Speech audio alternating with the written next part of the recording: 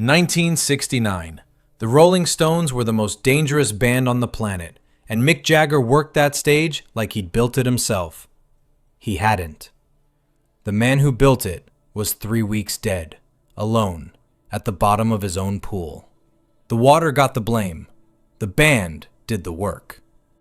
His name was Brian Jones. The band didn't have one yet, and a club owner on the phone was waiting to hear it. There was a silence.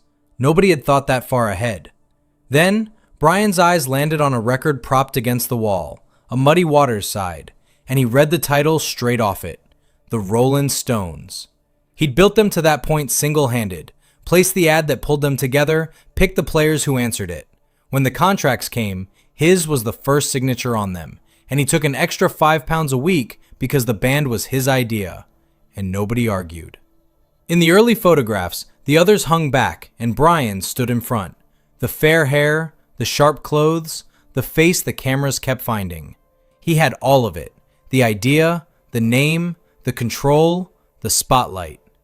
What he didn't have was a plan for what happened once the two men he just let into that room started writing songs of their own. Their manager, Andrew Oldham, did the math early. Cover songs pay cover money. Original songs pay forever. So he locked Mick and Keith in a kitchen until they came out with one. Straight up, hostage-style songwriting boot camp. Brian thought it was cute, a side hustle. He was still the one calling the shots, still the face up front, still pocketing an extra £5 a week for managing the band. Except that £5 was lunch money. What Mick and Keith were building in that kitchen was the deed to the house. Every song they wrote, they owned. Royalties, credit, leverage. Brian was out there playing harmonica on tracks he didn't get a cut of, basically working a 9-to-5 at a company he founded, while watching two new hires quietly become the owners. And by the time he clocked what was happening, the paperwork was already signed. By '66, Brian was still the most valuable player on the field. That sitar whale on Paint It Black, him. Hand him an instrument he'd never touched, give him 20 minutes, and he'd have something usable. Whatever the band thought of him personally, musically, they still needed him. Then came Morocco in the spring of 1967. But the betrayal actually started before Brian even got there. He came down with pneumonia and ended up hospitalized in Toulouse, France. Keith and Anita kept moving, driving ahead in Keith's Bentley, and by the time Brian finally caught up with them in Morocco, something had already started between the two of them. By Marrakesh, Brian's drug-fueled paranoia had turned ugly, ending in a violent confrontation with Anita. That was the breaking point. Keith didn't simply steal his girlfriend behind his back. He planned a way to get her out. With help from their driver, Tom Keylock, Keith arranged a story that would pull Brian away from the hotel. The moment he was gone, Keith, Anita, and Mick packed their things, loaded the car, and drove off, leaving Brian abandoned and completely alone in Morocco. Keith later admitted in his autobiography, Life, that the trip shut the door between them for good. Brian never forgave him, and honestly, he didn't need to explain why. Keith already knew exactly what he had done. Same year the friend group imploded, the law showed up too. May 1967. Police raid Brian's flat and find weed, coke, and meth. Brian cops to the weed, swears the rest has nothing to do with him. Then, 1 year later, wouldn't you know it, déjà vu. Second raid, more weed, and this time, Brian is already on probation. The judge could have sent him away for real. Instead, he lets Brian walk with a fine and one final warning. For goodness sake, don't get into trouble again, or it really will be serious. Yeah, because apparently the first 2 police raids were just the warm-up. Translation: this is your last strike. But Brian didn't know it yet. The second arrest had already done the damage that actually mattered. Forget the fine. That conviction was about to torch his chances of getting a US visa. The Rolling Stones were planning their first American tour in 3 years, and the man who created the band was about to become the one member who couldn't get on the plane. Perfect. The visa problem was the excuse. The real problem had started months earlier. Brian was missing rehearsals, and when he did show up, Sometimes he was too wasted to even plug in his own amplifier. So the others would quietly switch his amp off and let him stand there strumming absolutely nothing, like muting somebody on a Zoom call while they keep talking, completely unaware nobody can hear a word. Funny image, until you remember this was happening to the man who started the band. His last real appearance with the Stones came in December 1968, filming the Rolling Stones' Rock and Roll Circus. Pete Townsend watched Brian that night and came away believing it would be the last time he ever performed live. He wasn't wrong. Brian's sitting by the side of the stage like that with tears in his eyes, Keith is pretending it isn't happening, but Keith's got a heart, he knew what was happening. I think we all knew that this was Brian's last performance. What we didn't know is that he would die so shortly afterwards, but we knew that this was the end of him and the Stones somehow. But time has definitely... You can now see that what's going on with the Who is it's just about adrenaline and that's it and all about it. And what you're seeing with the Stones is that we're seeing them in an incredibly interesting moment in their career. By May 1969, Brian crashes his motorcycle straight through a shop window, then checks into the hospital under a fake name, trying to keep the entire mess out of the papers. Because when your life is already collapsing, apparently the priority is making sure nobody reads about the motorcycle in the morning edition. Then comes June 8th, 1969. Mick, Keith, and Charlie drive out to Brian's home. No manager, no lawyers, no grand band meeting, just 3 men standing at the door, telling the 4th man that the band he created no longer needs him. His name was on the beginning of the story, but now they were informing him he wouldn't be around for the ending. The next day, Brian releases a statement and tries to frame the split like it was his own decision. Right. Translation, Brian didn't quit. He got cut, and then they gave him the dignity of writing his own resignation letter. 3 weeks. That's all the freedom he got. July 2nd, 1969. Brian is at Cotchford Farm, the home he bought for himself. There's a small gathering around the pool. His girlfriend, Anna Wolin, builder Frank Thorogood, who had been staying there while doing renovations, and their friend Janet Lawson. Sometime after midnight, Brian is found at the bottom of the pool. Anna pulls him from the water and begins trying to revive him herself.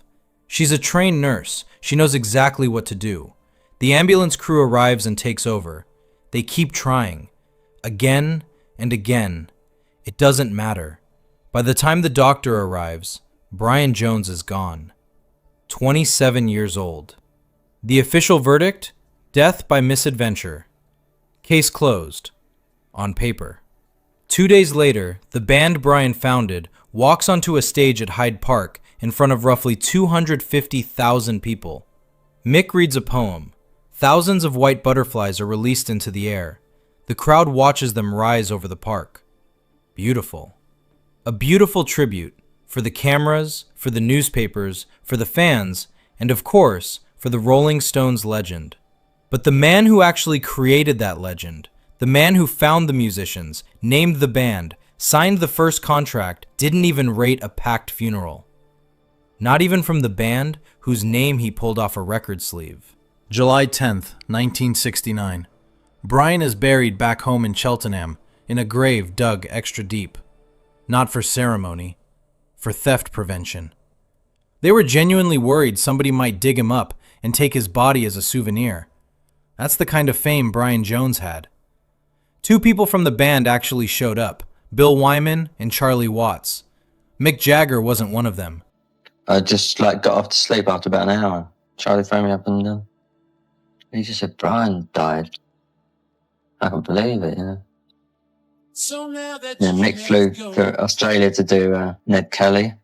Keith was working in the studio. Me and Charlie went to the funeral.